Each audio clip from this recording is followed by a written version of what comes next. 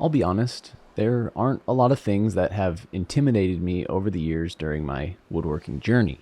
I've always just kind of jumped in with both feet, and if I mess up, then it's just part of the learning experience. But the one thing that I've never quite had the guts to tackle is a door. And I know that probably sounds a little weird. Isn't a door just a rectangular piece of wood? I've made plenty of tables. Isn't it just a tabletop turned on its end?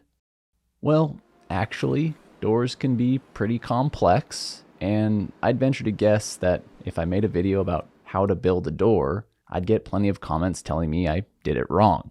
So this certainly isn't going to be a how-to video, but I'll definitely show you how I built this particular door. So as I mentioned, I've never built a door before, and a lot of my decision making for this came from some internet research, which if you do some internet research on door construction, you'll understand why I was a little bit intimidated, but also a lot comfortable thanks to this chair, which we'll talk more about in a bit. I wanted to get my feet wet on a fairly low-risk version of this, so I'm building a sliding door for the entryway into the attached bathroom of our bedroom, which, side note, who doesn't put a door on a bathroom? This is how it was when we bought the house, and I'll tell you, not having a bathroom door, it really stinks. Anyway, I knew this door wasn't going to have to stand up to the outdoor elements, but I still wanted to take a crack at building something that could potentially be used in other situations. So I went with a solid core door construction, or at least I think that's what this would be considered. Basically, I have a solid wood frame around a plywood center, and this should make for a stable door core, which I can then attach a veneer layer on top of, which is what all of this is. And I've talked about this before, but look how much wood can change shape when you cut it up. All that tension stored in a board is finally released and things can go all wonky. But just like with most other tense situations, give it a bit of time, this was the next day, and things usually calm down, or in this case, flatten out. And you know, I think that's some advice we could all probably use every once in a while. So one of the trickier parts of building a door isn't necessarily the actual building of the door, but more deciding how to build the door. There are all sorts of different construction methods and materials that can be used depending on the specific application. Hollow core, solid core, stave core, plywood, particle board, luan, etc., etc. There are all sorts of different things you can choose from, or more accurately, there are lots of things to confuse you. For my door, I decided to do a solid wood frame, which I made out of alder, and a plywood center. In a perfect world, these frame pieces would be made out of quarter sawn lumber, which is much more dimensionally stable than flat sawn lumber. And I don't want to get into the weeds about how lumber's milled, but essentially quarter sawn means the lumber is cut like this from a tree as opposed to cut like this, which is flat sawn. And it isn't the easiest or cheapest lumber to find, but the fact that the boards I would be using were only 5 or 6 inches wide means that there won't be much movement no matter what. But in an attempt to get as close as I could to quarter sawn boards, what I did was buy a big, wide board, and I tried to use the material from the outside edges. It isn't perfect, but at least I tried, okay? I tried. The idea is to essentially make the core as stable and flat as possible so that you can veneer the door and everything will look good and last a long time. The other option to this is to make a solid wood door, but that requires going with a more traditional construction like frame and panel, and that kind of starts to limit some of the design freedom, which is why I opted for the method that I chose. Like I said, this isn't a how-to video. This is just my very limited understanding of door construction as of March 2024. Now, because the core is going to be made from a different wood than the veneer I'm going to use, I just needed to add a thin strip of matching walnut to the outside edges of my vertical frame parts so that once the veneer is attached, it'll look like solid wood.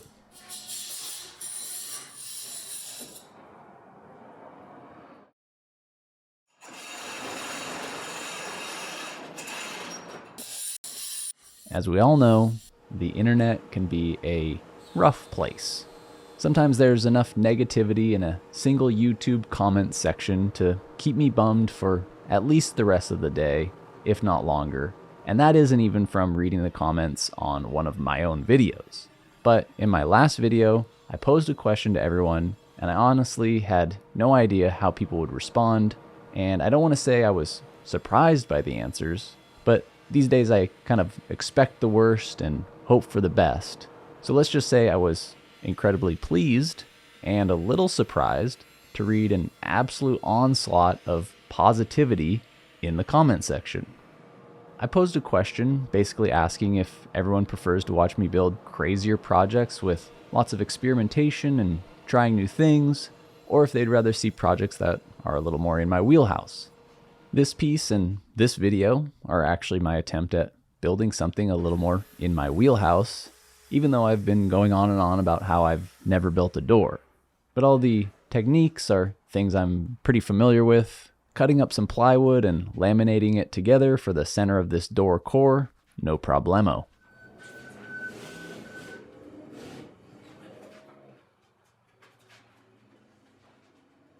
But what I didn't expect from asking that question to all of you was the overwhelming response from people telling me to just build the things that I want to build. Whether it's wild and difficult and pushes my skills, or it's a bit easier and lets me really focus on building it the best that I absolutely can. Because the theory that a lot of people reiterated is that when the person building and presenting something is enjoying themselves, that's what comes across in the video, and as a result, we all enjoy ourselves. A true win-win. And really, why else are we doing any of this? So, first things first, I want to say thanks for the positivity. Hopefully we can help cancel out a bit of the negativity that's kind of all over the place these days. And second, as much as I love the positivity, I also love constructive criticism, and I still learn things through posting these videos and hearing people's feedback. So I really have no concerns about this door and how I did it for my needs, but I would love to hear feedback from people that have experience building doors. How would you have done it differently? If this were going to be a front door for my house or something, what else should I be thinking about?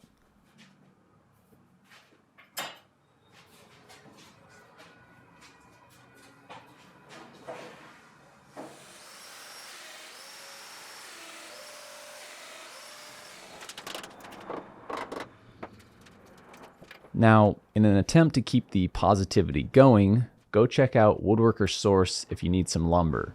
Besides mailing lumber to you, which is awesome, they also have some of the best customer service in the biz.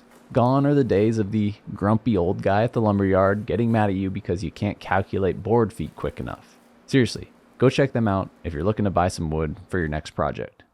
Okay, I'm not sure this idea will resonate with everyone, but have you ever felt like you'd be willing to experience something bad just to experience the feeling of relief when it ends?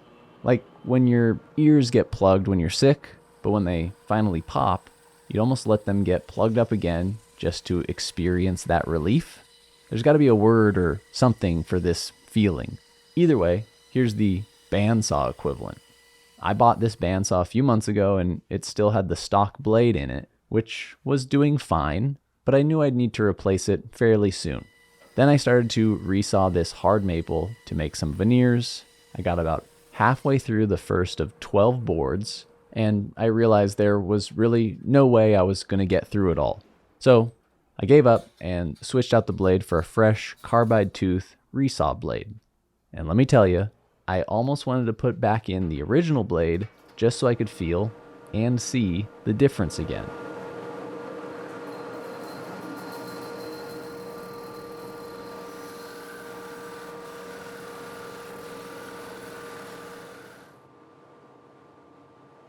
This new blade cut like a sharp blade through wood. It was amazing. And one of the best parts about having a really sharp resaw blade is that I can cut closer to the final thickness needed, which means less time standing at the drum sander, getting everything smoothed out. And that's great, because standing at the drum sander, getting everything smoothed out is boring, and boring is not great. All right, now you might think that I'm on my feet most of the day, out in the shop, working and cutting and sanding, all that stuff. But it might be a little surprising, or maybe not surprising at all, to know that I spend an equal amount of time, if not more time, sitting at my computer. These videos aren't going to edit themselves after all. And even though I make furniture, one thing I don't plan on making anytime soon, even though I said the same thing about this door, is an office chair. So I want to thank FlexiSpot for sponsoring today's video and letting me try out their new C7 office chair. When it comes to office chairs, I always just went with the cheapest one I could find or some chair that I got for free. This one was left at our house when we bought it last year. But using the C7 chair lately has made me realize just how much I was missing out on. It has all sorts of adjustability, so you can really dial in a comfortable fit, and it's big enough to accommodate people of all different shapes and sizes. You can also customize your chair with a couple color and material options, including a foam or mesh seat, and it features this dynamic adaptive system that self-adjusts as you move around in the chair, which ensures that lower back is always getting the support it needs. It's kind of crazy. I can basically adjust this thing to a point where if I'm not careful, I could probably fall asleep pretty easily, which some days is definitely not a bad thing. FlexiSpot also offers a 30-day free return policy and a 10-year warranty. So if you're someone that spends a lot of time in your office chair, go check this one out and see if it might be right for you. And when you're ready to buy, use the discount code C730 to get $30 off your purchase. I'll put a link in the description so you can check it out and see for yourself. All right, thanks FlexiSpot. I went back and forth on how I'd tackle actually attaching the veneer to the core. A lot of times when I make veneered pieces, I'll glue together all of my veneer and basically make a sheet, which I then glue to whatever substrate I'm using. I suppose that technique is maybe a little more controllable. Like I'm not having to worry about a bunch of smaller pieces being in the right places when gluing them all down onto a piece of plywood or whatever it is. I just have to worry about the single veneer sheet that I've already glued together. But for this one, I decided to do it a little bit differently. I still prepped all of my pieces just as I would normally. I jointed edges, ripped everything to width, but I decided to not glue all of the pieces together for a couple reasons. First, I was using slightly thicker veneer for this one. Everything's about 3/16 of an inch thick, and I could kind of tell that if I glued it all together into one big sheet, it was going to get a little bit tricky to move around, and I was afraid that I was going to risk cracking it or breaking it in some way. I was also a little nervous that I would glue the individual pieces together and not be able to get everything nice and flat, so I'd risk kind of having an uneven sheet, which would then not be great for gluing down to the door core. So, with all of that in my head, I decided to temporarily attach all of the individual parts together with packing tape. And packing tape is nice because it stretches, which helps pull the pieces together and close up any gaps that might be between them. So in the end, I essentially taped together one big sheet, but I eliminated any worry of it breaking or cracking because the tape would obviously fail before the wood.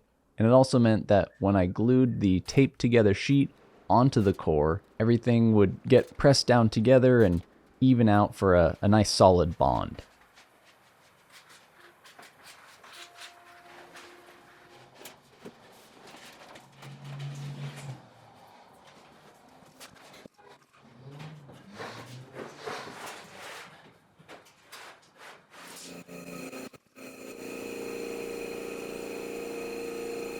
This really made the most sense to me and ended up working pretty nicely.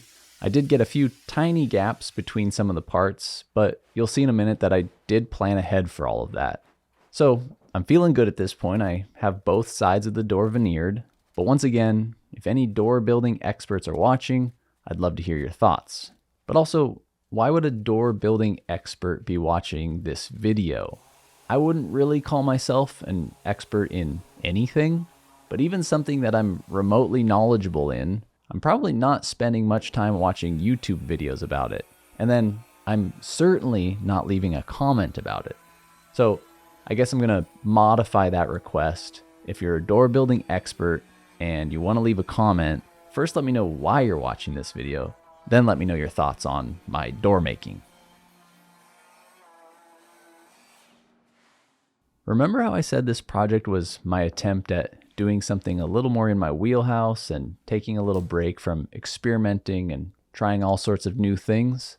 Well, I do think I did that. There aren't any LED lights or hidden wires, but I couldn't just leave this door completely plain. I needed to zhuzh it up a little bit. And I'm kind of realizing this as I'm thinking about it right now, but I used to very much look at my furniture as something that should be looked at kind of as a whole.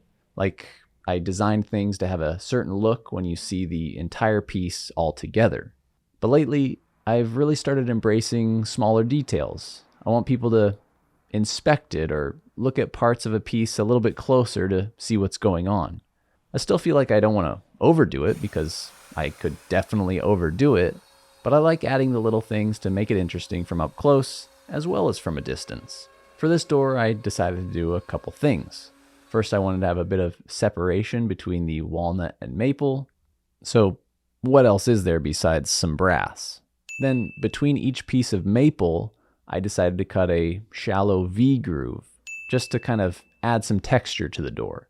Also, if you couldn't tell, the design of this door was very much inspired by the headboard I did last month, which is its own challenge, designing something to match, but not making it match too much. We don't want it to be too matchy-matchy, as my wife says. So, not sure how well I did that, but we'll see once it's in the room with the headboard. The bonus benefit for doing all of this is that if there's any small gaps between any of the panels, which there were some, especially since I didn't glue the individual veneer pieces together, cutting in these grooves would hide any tiny gaps. I really love stuff like this that has a specific aesthetic look that was the plan all along, but also has this added benefit that just comes along with the aesthetic choice.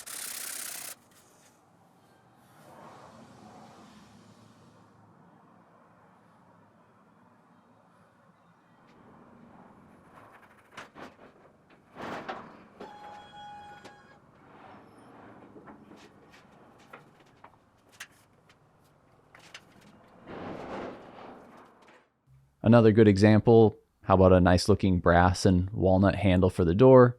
Looks great, nice aesthetic choice, but guess what? This handle also acts as a handle to open and close the door. It's a 2-for-1, it's a buy one, get one deal.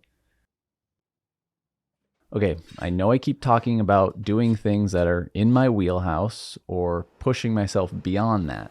And as I talk about it more and more, I think I'm realizing that my wheelhouse might actually be doing things I've never done before. I'm not totally sure that makes much sense, but all of this sliding door hardware is kind of a good example of what I'm talking about. I'm using a product called Magic 2, which is basically invisible sliding door hardware, and I first saw this used by a tiny little YouTube channel called Blacktail Studio, and I knew I wanted to try it at some point. The instructions for this stuff are terrible, and if you've watched Cam's video about using it, you might think you're having a bit of deja vu right now. A lot of the reviews online for this door hardware were pretty bad, but they were mostly talking about how much work it was to install all the parts onto a standard, I assume, store-bought door. So luckily for me, this was actually the easy part. I needed to cut a groove in the bottom edge of the door to install a guide channel and some wheels, because with this system, the door actually rolls back and forth on these wheels instead of hanging off the wall like normal barn door hardware.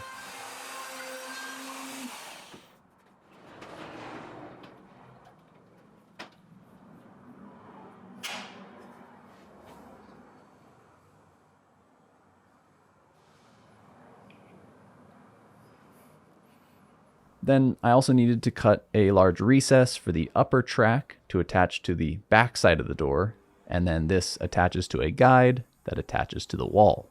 Like I said, this was pretty easy for me since it's just some pretty standard woodworking, which is, that's right, in my wheelhouse.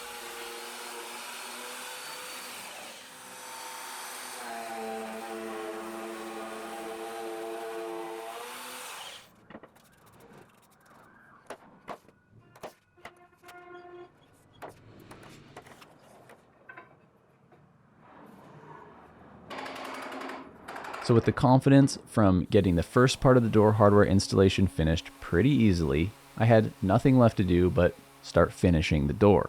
Finishing has never been a favorite part of the build for me, maybe not even in the top 10 favorite parts of a build if I'm being honest.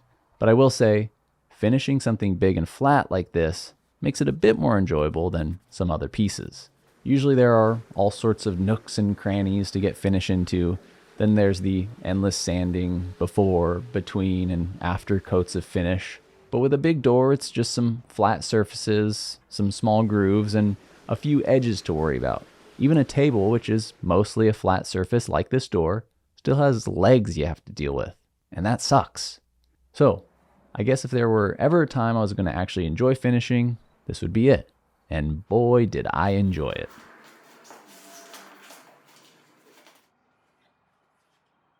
Okay, after looking over all of the door hardware instructions, as well as some online videos, and of course watching Cam install his door, I was a little nervous to get this done properly.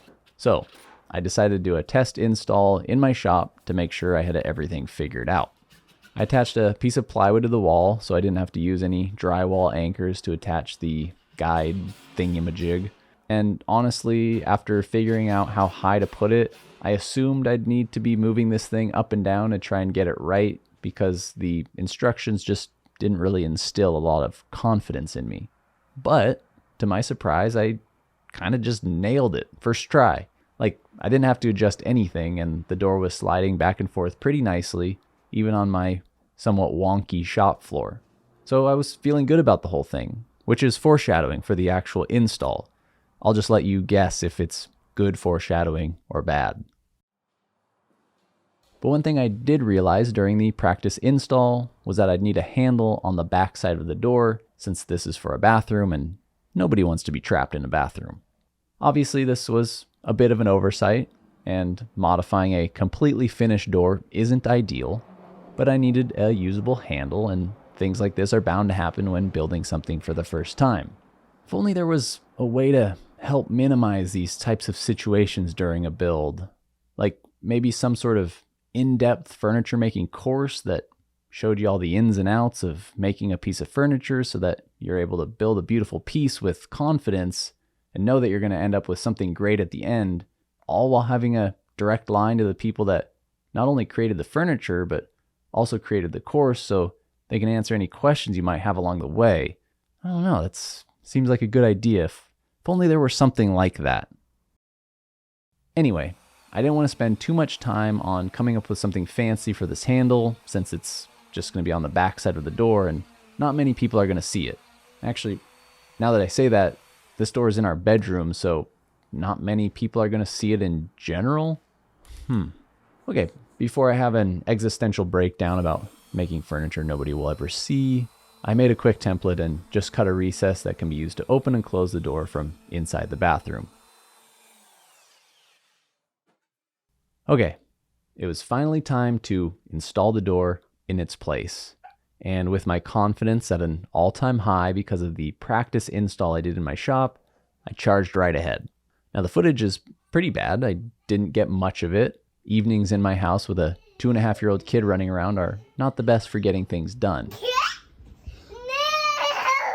And I'm going to use that as an excuse for what's coming up. But this line I'm marking here with all that confidence, it was wrong. I don't know what happened or how it happened or where I went wrong, but it was too high. I even came back and tried to attach it lower, but then of course, that one was too low. So the next day, with a clear head, I figured out that I needed to mount the guide literally exactly between the two spots I had tried the night before. I don't always mess up, but when I do, I mess up really symmetrically. The guide mechanism does have some adjustability, but just not enough to compensate for my poor placement. So before I could get it installed, I needed to patch the Swiss cheese that used to be drywall, which was actually not a terrible thing because it gave me a more solid place to attach the guide instead of relying on drywall anchors. And luckily, third time's a charm because I actually put it in the right spot on this attempt.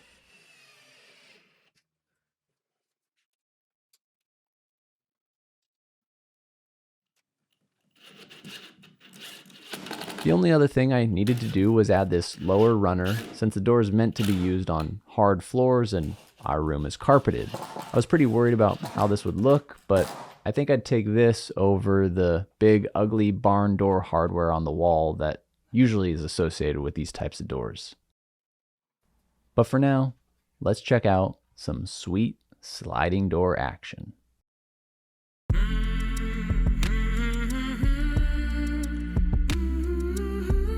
Alright, now I know I said a couple contradictory things during this video. First, this was my attempt at a more simple piece, something in my wheelhouse. Then just a few minutes later, I was talking about how trying new things and figuring stuff out might actually be my wheelhouse. So, which is it? Honestly, I guess I don't know. And I guess it doesn't really matter because just like so many of you said in the last video, I'm just going to keep making what I want, whatever I think is cool or looks good, and hopefully we can all enjoy the process together. So if you agree, subscribe for more, like this video, go check out the FlexiSpot C7 office chair and get that $30 discount. But honestly, all I can really ask is that you just keep hanging out, keep enjoying these videos, and keep being a part of the team, because if we can bring a little positivity back to the internet, then I'm all for that being in my wheelhouse, and I'll leave the door open.